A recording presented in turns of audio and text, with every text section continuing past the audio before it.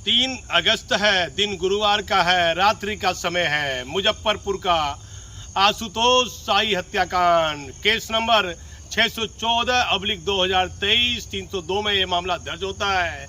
इस मामले को लेकर पुलिस हेडक्वार्टर में खलबली मचती है, सरकार गंभीर होती है। आरएस भट्टी के निर्देश पर एडीजी सुशील खोपड़े साहब पुलिस हेडक्वार्टर से सीधे मुजफ्फरपुर पहुंचते हैं, समीक्षा बैठक करते हैं। उसके बाद कई पुलिस इंस्पेक्टर, जमादार और दुर्गा को वहां से हटा दिया जाता है। पूरे जिले के टाउन के जो है सभी पुलिस पदाधिकारी को वहां से हटा दिया जाता है। बताया जाता है कि वहां के सीनियर पुलिस के पदाधिकारी भी सवालों के घेरे में हैं। आशुतोष शाही की हत्याकांड में और दो बड़े अपराधी को तमिलनाडु के रामेश्वरम जिले से गिरफ्तार किया गया है। पद्मनु शर्मा उप मिंटू शर्मा और गोविंद शर्मा को गिरफ्तार किया जाता है। गोविंद शर्मा बताया जाता है कि उसने पूछताछ के दौरान ये बता भी दिया है कि घटना स्थल पर गोली चलाते समय वह घटना स्थल पर मौजूद था। और पिंटू शर्मा बड़ा नाम है, आप देखिए सन 2002 में मैं देख रहा हूं आपराधिक इतिहास मंटू शर्मा का गर्दनीबाग, पटना के गर्दनीबाग शास्त्री नगर थाना में इसने 20 साल पहले बड़ी बड़ी हत्या की। उसके बाद पुलिस के वरीय पदाधिकारियों का इस पर ध्यान क्यों नहीं गया? मंटू शर्मा पर इतनी बड़ी घटना को अंजाम दे दिया जिसकी हत्या हुई है। बताया जाता है वह भी किसी से कम नहीं था। मुजफ्फरपुर जिला एक से एक डॉन के नाम से सुर्खियों में रहा। कुछ 2-3 आईपीएस अधिकारी की बात कीजिए तो 2-3 आईपीएस अधिकारी ने मुजफ्फरपुर में अपराधियों का मनोबल बढ़ाने में उनकी भूमिका संदिग्ध देखी गई। कई रिटायर कर गए हैं, लेकिन 2 बड़े अपराधी को एसटीएफ की टीम ने गिरफ्तार किया है। एडीजी है सुशील खोपड़े साहब।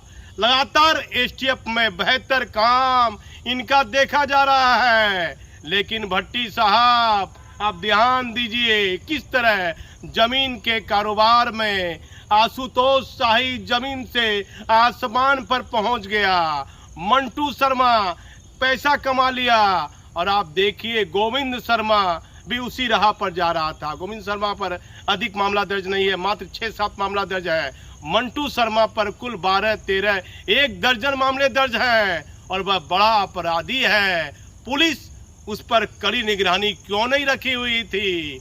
लेकिन आशुतोष शाही के बारे में बताया जाता है कि सीतामढ़ी जिले में एक पुराने पत्रकार की हत्या 1998 में कर दी थी। उसके परिवार की हाय किसी न किसी रूप में जरूर लगी होगी।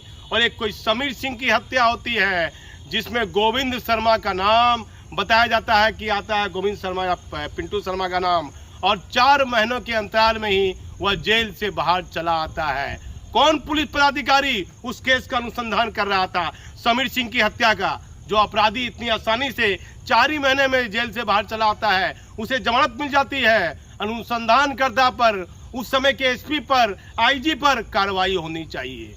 जब तक पुलिस हेडक्वार्टर ये जो शूटर है जो पैसे लेकर हत्या कर रहे हैं इस पर निगरानी रखे, जैसे बैंक लूटने वाले पर निगरानी रहती है, चोरी करने वाले पर निगरानी रहती है, तो पूरे बिहार में कितने शूटर हैं जो मोटी रकम लेकर हत्या करते हैं, उनकी लिस्ट तैयार होनी चाहिए। ऐसे पुलिस पदाधिकारियों को अपराधियों पर गंभीर बड़ी कार्रवाई करनी चाहिए।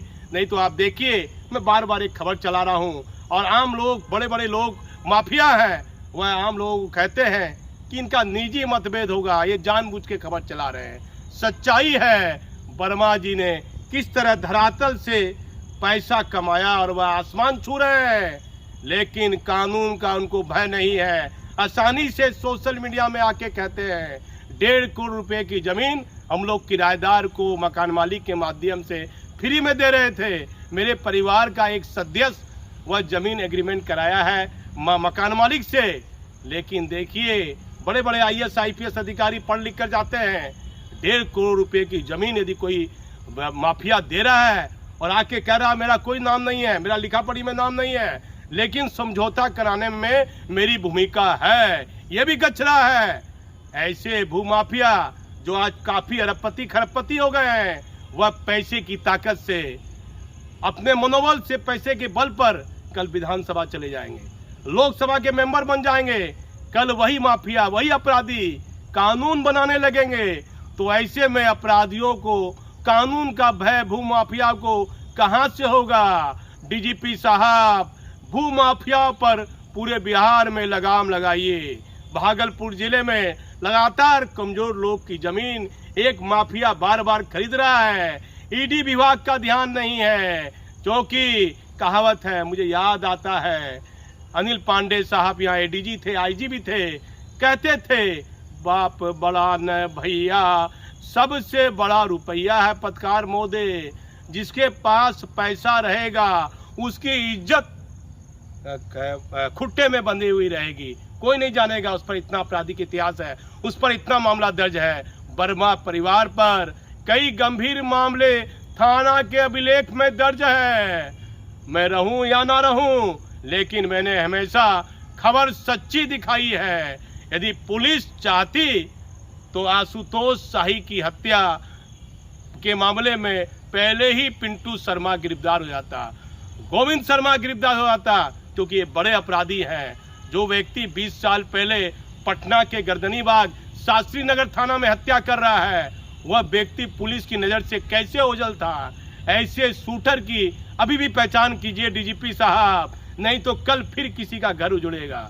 भले आशुतोष शाही के बारे में बताया जाता है कि वह कोई दूध के धोए हुए नहीं थे, बड़ा नाम था। मुजफ्फरपुर में एक से एक डॉन का नाम आया, शंभू पिंटू गैंग, बड़े बड़े गैंग का नाम आया। एक दो आईपीएस अधिकारी ने मुजफ्फरपुर की धरती पर खून से रंगने का कहीं ना कहीं काम किया। वह आईपीएस रिटायर कर गए हैं, लेकिन उनके कुकर्म की चर्चा होती रहती है मुजफ्फरपुर के मामले को लेकर। अब डीजीपी आरएस भट्टी मुजफ्फरपुर पहुंचते हैं, सीनियर एसपी आईजी के साथ समीक्षा बैठक करते हैं, लेकिन डीजीपी साहब आपको तो पावर नहीं है एसपी और आईजी को हटाने का, आप तो इंस्पेक्टर तक सीमित हैं।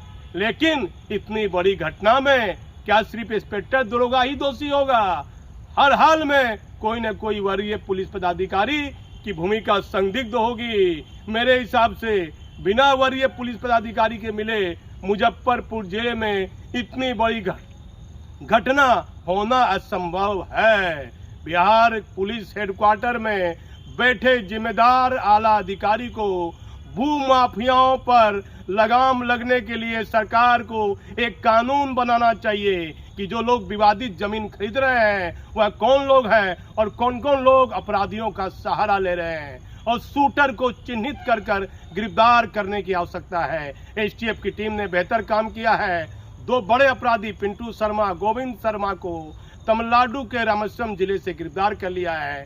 एसटीएफ की टीम बिहार में लगातार बेहतर कार्य कर रही है। मैं भागलपुर से दीपक नौरंगी।